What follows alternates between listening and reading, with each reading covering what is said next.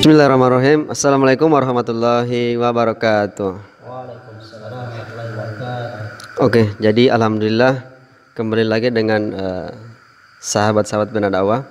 Alhamdulillah kita malam hari ini bisa berkumpul kembali. Pada malam hari ini kita akan sedikit membahas tentang tantangan hijrah. Berbicara tentang tantangan ini, mungkin ada ujian-ujian yang harus kita lewati ketika kita berhijrah, ketika kita menyatakan bahwa kita ini siap meninggalkan keburukan. Pastinya ketika kita siap untuk meninggalkan keburukan, pasti ada saja ujian-ujian yang harus kita lewati. Dan saya pernah mendengar kalimat bahwa ketika kita menyatakan bahwa kita ini beriman, kita akan diuji. Seseorang tidak akan dikatakan beriman ketika dia tidak mengalami ujian. Nah, ini kan mungkin ini bisa menjadi ujian-ujian kita atau tantangan-tantangan hijrah kita ke depannya untuk bisa mengkokohkan lagi keimanan kita. Itu kan pada dasarnya kan ini ujian-ujian ini kan untuk supaya bisa lebih meningkatkan ketakwaan kita kepada Allah Subhanahu wa taala. Nah, itu mungkin sedikit pembahasannya.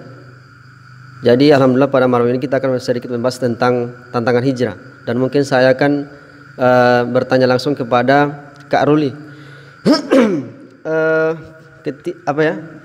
Apa saja yang menjadi tantangan hijrahnya ketika dia menyatakan bahwa dia ini siap meninggalkan keburukan? Mungkin Kak Ruli bisa menanggapi. Oke, terima kasih Kak David atas kesempatan ketika memberikan sedikit pendapat. Jadi bercerita tentang hijrah kan. Hijrah ini yaitu dari dari orang-orang yang pertama berada dalam kemaksiatan kemudian menuju ke ke arah yang baik. Itu namanya hijrah. Namun kan kita ketahui kan, hijrah ini kan tidak semudah membalikan telapak tangan ya. Tidak langsung serta merta, atau tidak seperti semudah saya minum kopi kan. Ketika saya angkat kemudian saya minum. Itu bukan lagi hijrah, tapi ini adalah menikmati menikmati kopi yang sudah disediakan oleh teman-teman sekalian. Jadi hijrah itu memang betul-betul banyak tantangan. Sebagaimana kita ketahui kan, ketika kita sekolah, contohnya kan Kak Dimas sekarang dia sudah masuk SMA kan. Dan ketika dia dari SMP kemudian masuk SMA, itu kan pasti tantangannya beda kan. Levelnya setiap level naik, perpindahan dari sekolah kan pasti beda. Nah, begitupun hijrah pasti ada tantangan. Kalau yang saya dapat itu kan, kita bermaksiat pasti ada tantangan, begitupun kita hijrah. Ya kan, contoh orang mau mencuri motor atau mencuri ayam, pasti kan tantangannya apa? Kalau bukan dia dapat ituannya pasti Pasti dia pasti dia ketakutan. Bahkan bisa jadi digebuk oleh warga kan. Nah, jadi bercerita tentang hijrah ini mungkin saya kembalikan ke David kan, sebenarnya hijrah ini kan ada beberapa fase kan. Di mana fase pertama itu kan kita tidak tahu kan. Fase kita tidak tahu. Kemudian setelah kita tidak tahu di fase apa? Fase kemudian masuk tahu kan. Dari tidak tahu menjadi tahu. Nah, di fase tahu ini kemudian masuk lagi ke fase apa? Ke fase bisa. Nah, setelah ke fase bisa itu masuk ke fase apa? Terbiasa. Nah, dan terakhir adalah setelah kita terbiasa, maka kita akan termasuk dalam kebutuhan. Ya kan? Ini beberapa rintangan yang ketika kita mau hijrah. Nah, kira-kira dari beberapa rintangan ini, kira-kira menurut Kak Dimas atau Kak David, di mana fase yang dirasakan sulit? Artinya sebelum saya menjelaskan panjang kali lebar ya, dapat luas. Jadi saya ingin tanyakan kepada teman-teman atau Kak Dimas mungkin dulu, bagaimana menurut Kak Dimas di fase mana yang dia rasa berat? Apakah dari dia tidak tahu menjadi tahu, atau dia jadi bisa atau terbiasa, atau justru mulus semua? Karena sempat saya dengar ada juga beberapa orang yang hijrahnya itu mulus seperti kilat. Saya tahu Kak Dimas dia punya tantangan sendiri. Mungkin saya ingin sharing dulu, artinya sebelum kita lanjut ke materi selanjutnya ya. Mungkin saya ingin sharing ke Kak Dimas. Kira-kira menurut Kak Dimas, tantangan mana yang paling berat dari Kak Dimas? Silakan Kak Dimas. Baik, kalau menurut saya tantangan yang paling berat itu di fase sudah tahu ketika kita sudah mengetahui hukumnya. Contohnya yaitu ketika kita sudah mengetahui hukumnya pacaran kan, wala taqrabuz zina, dan janganlah kau mendekati zina. Nah, ketika kita sudah mengetahui hukum pacaran, bisa saja kita tidak melakukan apa yang diperintahkan oleh Al-Quran tersebut. Mungkin saya bisa Bisa menambahkan.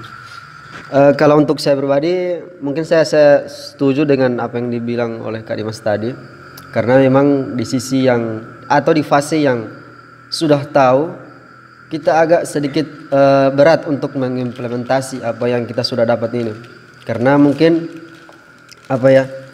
masih ada sisa-sisa atau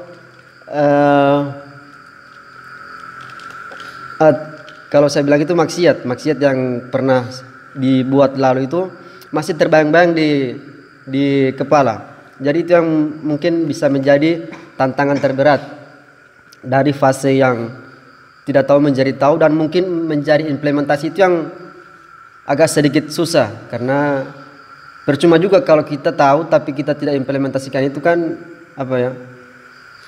tidak akan menjadi berbuat pahala, tidak akan berbuah pahala untuk kita, karena kita cuma sekedar tahu.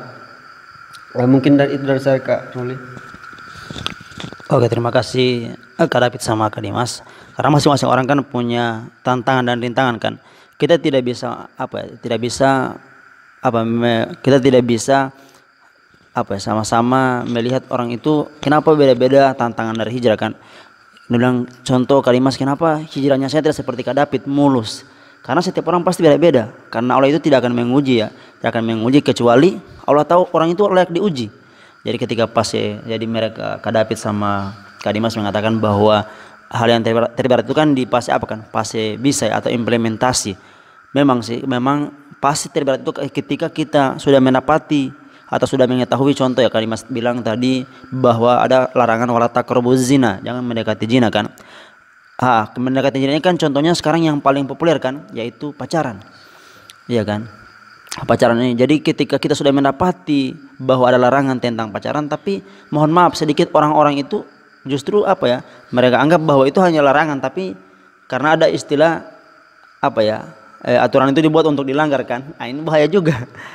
Ini bahaya sekali orang-orang yang punya mindset atau punya pemikiran seperti itu. Kalau dia punya pikiran seperti itu, bisa saja dia menantang Allah Subhanahu wa taala.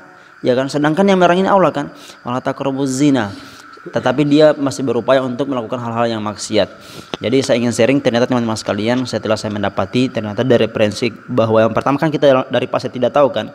Di fase tidak tahu ini kita akan mendapati dua rintangan, yaitu pertama kita ingin cari tahu, dan yang kedua kita belajar. Nah, setelah kita bisa melewati dua fase ini, kita akan masuk ke titik apa? Ke titik menjadi tahu kan. Nah, setelah fase titik tahu ini, kita akan yang paling berat itu ketika kita implementasi tadi kan. Kak David bilang implementasi atau ke titik bisa. Nah, bagaimana kita bisa melakukan hal-hal yang sudah kita ketahui? Ternyata tipsnya cuma satu, yaitu dicoba, iya kan? Kalau kita tidak mencoba, bagaimana kita dapat hasil kan? Coba kita ibaratkan bagaimana contoh orang mau menanam jagung kan. Contoh jagung sekarang orang masih musim-musim menanam jagung. Bagaimana dia berharap panen sedangkan dia tidak mau menanam kan? Iya kan? Sedangkan kita tahu ketika kita mau menanam jagung itu kan bisa jadi ada gagal, bisa jadi juga berhasil. Tapi bagaimana orang-orang yang tidak pernah menanam sama sekali namun dia berharap hasil kan? Itu harapan yang tidak akan pernah terjadi, karena tidak mungkin dia tidak pernah menanam namun dia berharap hasil kan. Nah, jadi fase dari tahu ini kita sangat berat ke menjadi bisa. Setelah kita bisa kan mungkin akan masuk ke fase fase terbiasa. Karena sering kita lakukan agar kita menjadi terbiasa, maka dari itu kita butuh teman-teman. Karena hijrah sendiri itu berat. Ya kan? Bukan cuma rindu yang berat, tapi hijrah juga berat. Ya kan? Kalau istilah anak muda sekarang rindu yang berat. Tapi kalau di hijrah yang berat itu ketika kita istiqomah kan. Karena yang paling ringan itu apa? Yaitu istirahat atau istri dua. Mungkin Kak Dimas yang paling yang paling ringan ya istri dua ya. Jadi pasti terbiasa kan, ketika kita sudah bisa kemudian terbiasa. Agar kita bisa terbiasa maka kita butuh teman-teman hijrah, iya kan? Susah kalau sendiri. Sedangkan truk saya gandengan kan, apalagi kita cuma sendiri. Kita butuh teman-teman karena setelah akidah pasti ada apa namanya? Ukhuwah kan, kebersamaan. Agar kita membersamai orang-orang dalam jalan dakwah. Nah, setelah kita masuk ke fase terbiasa, maka masuklah ke puncak terakhir yaitu apa? Kebutuhan. Ya kan, kita anggap itu bahwa kebutuhan. Contoh ya, contoh Kak Dimas sudah terbiasa dengan sholat. Ketika dia tidak sholat pasti dia galau kan? Karena dia anggap itu kebutuhan. Layaknya kalau kita lapar kan, pasti kalau kita sudah lapar itu pasti akan makan. Begitupun ibadah. Kalau kita sudah masuk fase terbiasa, maka tidak ada alasan kita tidak ibadah. Jadi seperti itu. Memang teman-teman sekalian, memang kalau kita mau sharing, ternyata yang paling berat itu ketika di fase bisa. Karena banyak sekali orang-orang itu apa ya? Banyak sekali orang-orang itu yang sudah tahu, paham bahwa contoh kan macam Kak Dimas bilang tadi pacaran. Ternyata mereka masih saja berpacaran kan. Ini berarti bisa saja mereka belum hijrah. Mungkin baru di kalimat hi. Hijrahnya belum kan? Baru hi berarti atau baru start. Baru punya statement bahwa anak sudah hijrah. Tapi setelah dia sholat, habis itu dia bapel, iya kan? Karena sering terlihat seperti itu kan, ada orang-orang yang setelah dia sholat, kemudian habis itu dia berjalan dengan pacarnya kan? Karena ini bahaya sekali sebenarnya, karena sholat itu kan sudah dikatakan bahwa sholat ini mencegah dari perbuatan keji dan mungkar. Masa iya kita setelah sholat, namun kita masih bermaksiat kan? Itu sama halnya tidak sinkron kan? Tidak sinkron dengan ayat-ayat yang mengatakan seperti itu kan? Karena sholat itu mencegah kita berbuat perbuatan yang keji dan mungkar kan, justru kita meningkatkan ketakwaan kepada Allah Subhanahu wa taala. Mungkin itu Kak David. Kalau Kak David bisa menambahkan atau bisa memberikan pendapat atau Kak Dimas, disilakan dari penjelasan saya tentang hijrah tadi. Ya, kalau untuk saya sih, kalau menurut saya, kalau untuk hijrah ini